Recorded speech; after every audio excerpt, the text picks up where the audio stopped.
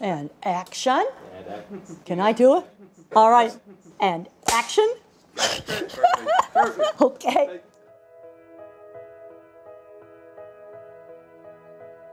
Autism is a developmental disorder where the nervous system doesn't develop quite right. A child's born with different degrees of disorder, ranging from a child's going to remain nonverbal all the way up to the geniuses at Silicon Valley, Einstein, Mozart, and a lot of other famous people like that were really quirky but very creative. Temple is different. She's not less. And that's the way I feel about my son. He's different. He can do a jigsaw puzzle faster than I can see him put the pieces together, yet he may have challenges in explaining something that's happened in his day. He's different, but he's not less. You know, Temple became my hope in a very dark period of my life. My son had just been diagnosed with autism, and I was given Temple's books. It really became my singular source of hope at that point. One parent said to me that their child went to college because of one of my books. I get people say that a lot of the information I give them has really helped them. So what I've tried to do is take my personal experience and combine it with scientific research and provide practical information.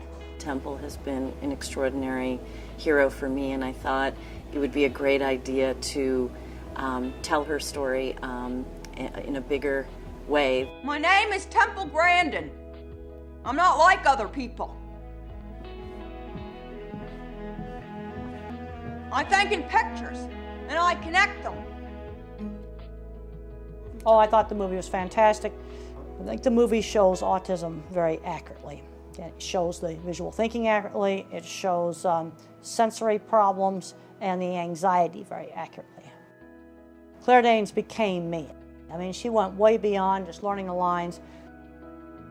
One of the things that was compelling to me about her story was the machinery that she just designed for slaughtering the animals. This was totally amazing, right? I mean, she came in and just had this completely different perspective on how to accomplish this particular mechanical task, and just provided a major innovation to that field because she saw the problem really, really differently. We received thousands and thousands of emails from parents saying for the first time they understood their own child. People ask me how I like all this attention. I said I consider it a responsibility.